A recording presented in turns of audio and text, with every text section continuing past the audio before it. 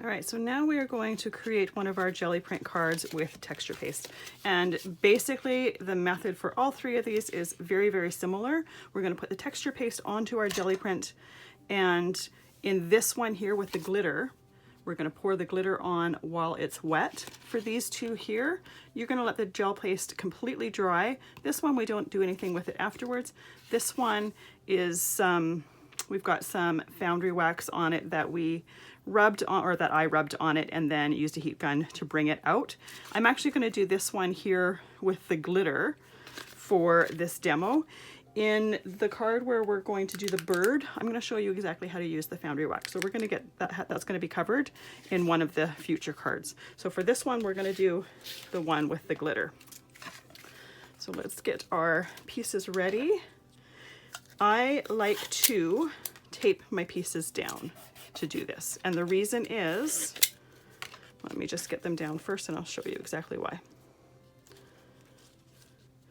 So I'm positioning my stencil so that it is a little bit outside of my piece of paper or my cardstock for the front of my card.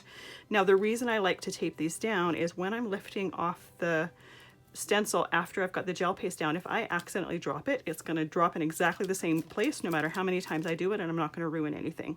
So once I'm done my texture paste, I can lift it up like this, pull it off, and I know that if I happen to drop it or whatever, because I tend to be a little bit clumsy sometimes, it's not going to ruin anything. And then same with the card part here, the jelly print. I know it's not going to move. Sometimes I need to reload with some texture paste, and I want to make sure that nothing is going to move. So anytime you're using a paste of any kind, that's a good habit to get into.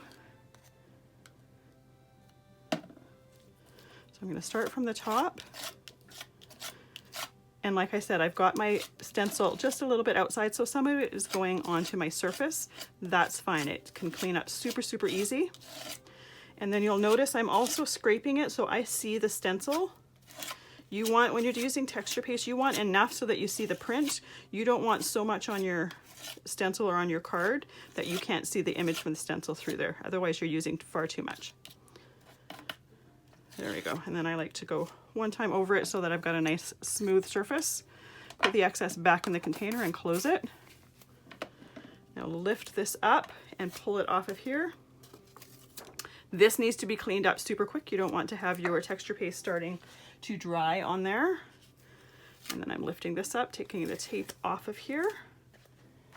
And then same with your surface, you want to clean that up quickly, but I can do this in the time that it takes to do it. So the texture paste is wet right now. This technique with the glitter only works while the texture paste is wet. It would be too difficult to try to put glue on it afterwards. And why have that extra step if you don't necessarily need it? So I'm pouring the glitter right on the wet texture paste, tapping any excess off, and I'm going to let that dry completely before we move on to our next step. Any of the excess glitter here goes right back into the container for our next project. All right, so I'm going to let this completely dry. I will see you once it's dry and we'll continue and finish our card. All right, so our texture paste is completely dried. So we're going to glue this to the front of the card, same as the last one. These cards are all kept very, very simple, simply because I don't want to take anything away from the jelly print and how pretty those are. So I kept the card designs very, very simple, as well as the fact that the focus of this class is more on the jelly printing and not necessarily the card making, but I wanted you to know how to do that. So I'm going to let that dry for a moment.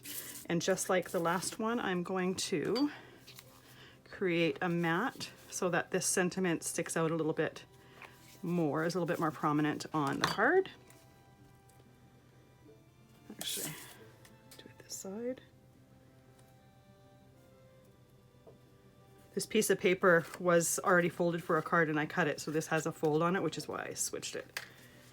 Probably don't see it on the camera, so it didn't make any sense, but there you go. Now I'm going to cut the rest of the mat.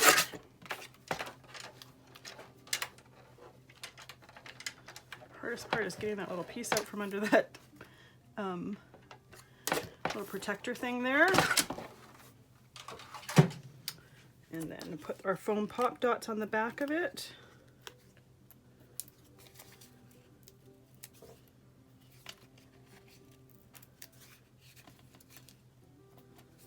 All right, I'm gonna set that aside, let this dry for a second first. One thing I wanted to mention from the last section with the stamping and embossing is this one here. I've got pink, it looks like pink embossing on my sentiment here, and that's not actually true. It was a sentiment that was white embossing on black cardstock, but I forgot to show you how I did it. It is super, super simple. It does take a little bit of drying time though. So alcohol ink will color embossing powder. And like I said before, it is translucent. So you're not going to see it on this black cardstock. You're only going to see it on the embossing. So I'm going to put one of the coordinating colors, and you can choose whichever one you wanted. I did find though that the lightest color didn't show up. So I chose the next lightest one, which happens to be pink sherbet.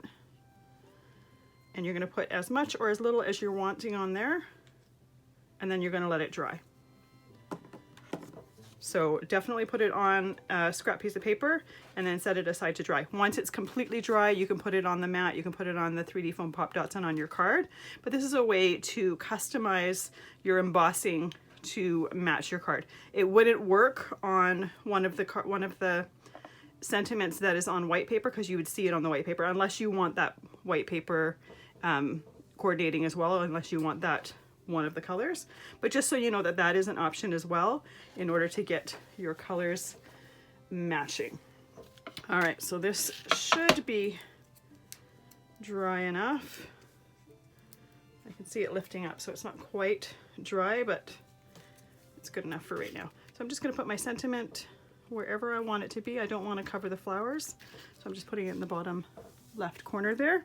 So there you go, how to make a jelly print card with texture paste.